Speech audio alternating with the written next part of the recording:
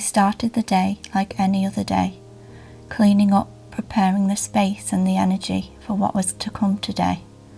Except this day, I had a fire burning, casting flames of ambition and imagination, a drive to bring the invisible to life. As I sat in the eternal present moment, I noticed how lucky I was to be alive today, to hear the birds naturally singing their sweet song, to hear my children running and laughing, and so I followed the creative nudge. I bought myself some new Sennelier oil pastels in a recent Jackson's haul, which I will be uploading onto my channel, and I wanted to do a master's study of one of Claude Monet's pieces. In particular, I've been really inspired by his water lilies, the oil painting. So let's have a look at some of his work. Claude Monet was a French painter and the founder of Impressionism painting. He is seen as a key persecutor to modernism, especially in his attempts to paint nature as he perceived it. I watched a documentary not long ago and it showed his water lily paintings. They are actually a series of large paintings that cover the walls, and some of them being around 2 meters high and up to 12 meters wide. I really love this one with the turquoise and pink hues, which is perfect for the oil pastels I got, and so I got to work.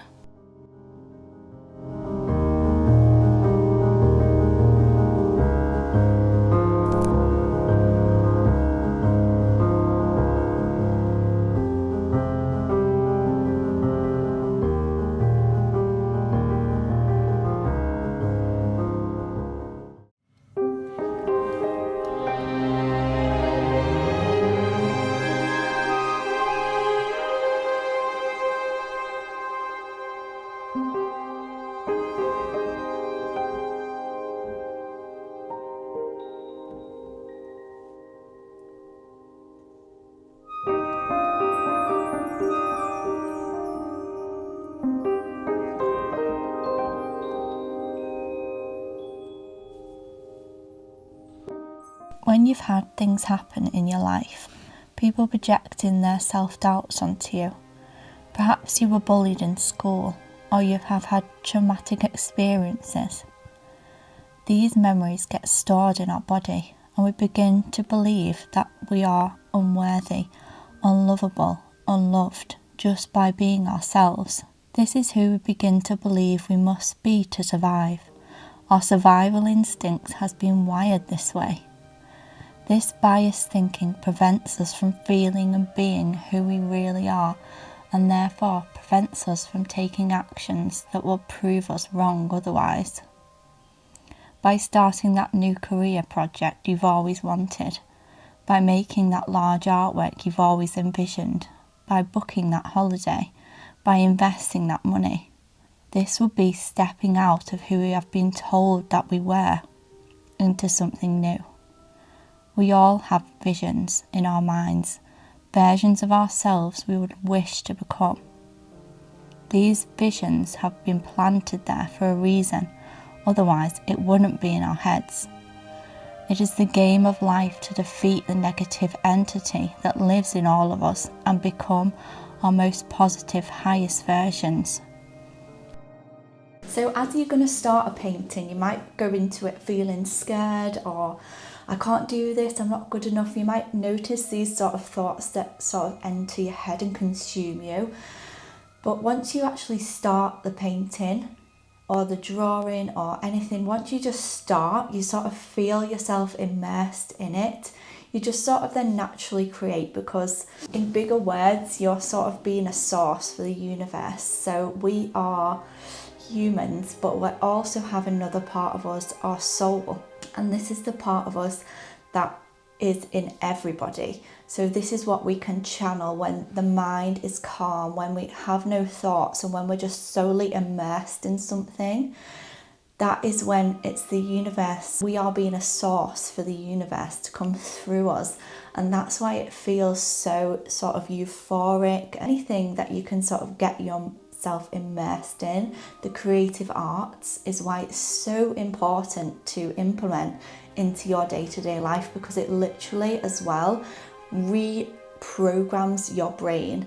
So when you are drawing, it's been proven to actually heal. You're reprogramming different neural pathways into your brain so that you can perform better, and you're learning each time you do it, you're recircuiting a different neural pathway in your brain. So it's literally drawing and making art or making music, anything that is creative is literally healing you in the process. And just pick up that pencil, just pick up that paintbrush, just do something that's really freeing.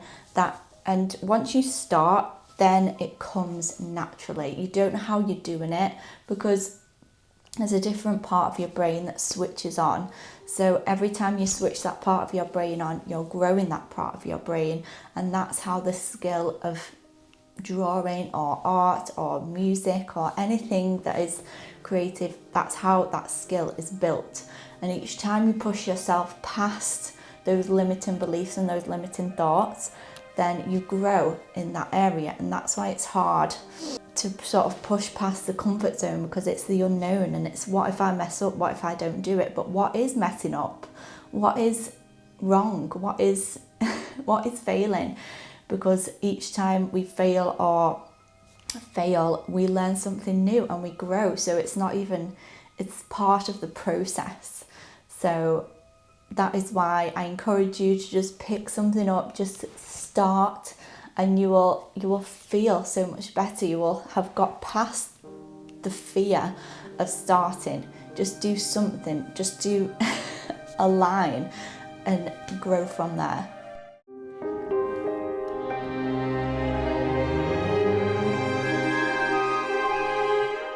But who would we be without the stories we hold on to? The stories we tell ourselves that seemingly give us an identity. Please take a minute to ask yourself, do you like the identity that you are being currently? Does it consume and take over your life, making you feel drained, dreadful, and constantly tired? It looks like living in survival mode. Or could you create a new identity in, say, creative mode? Life is art, and we create ourselves, our lives, with our thoughts, feelings, and followed actions. When we listen to the negative thoughts and feelings, we thus create negative outcomes, because that must be what we deserve, right? Wrong. You are not your past. You are not the accumulated energy of others' self-limiting beliefs. You are a project of your environment.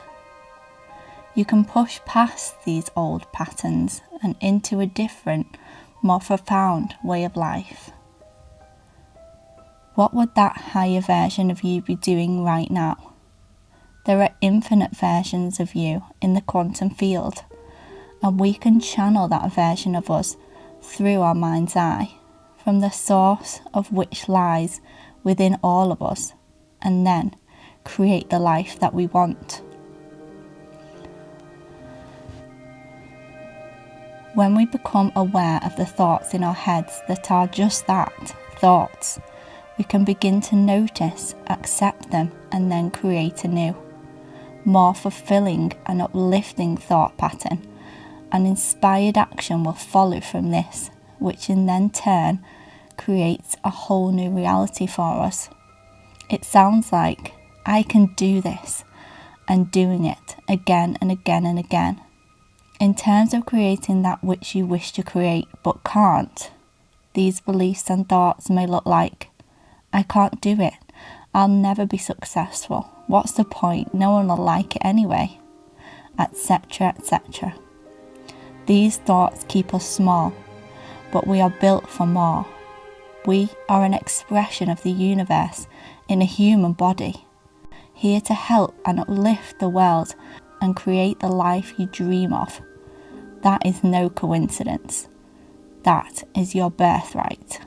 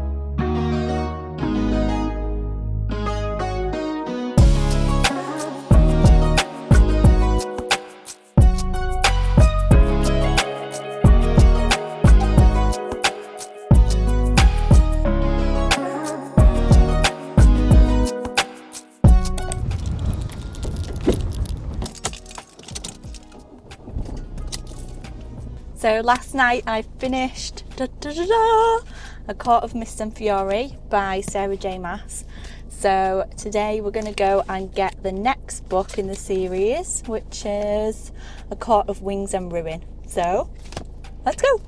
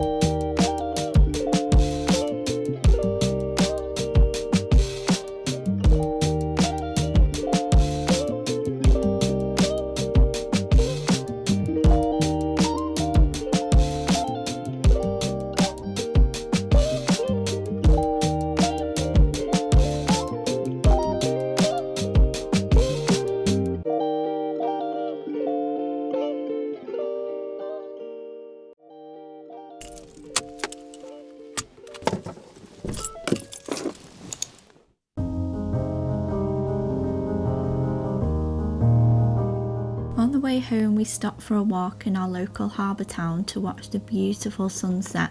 I just couldn't resist stopping. It was beautiful. And I really think times like these just bring so much joy into our lives. Sunsets, sunrises, rainbows. I know it sounds so cliche, but it's so true. They just evoke so much happiness, especially in me anyway. It's like a remembering that life is so beautiful, and sometimes it takes going out to find it, to bring us the happiness and beauty into our lives. And these moments get collected into your subconscious mind, and it builds evidence to support the fact that life is perfect, just as it is, just as you are perfect, just as you are, and we are always exactly where we're meant to be in our lives in this very present moment.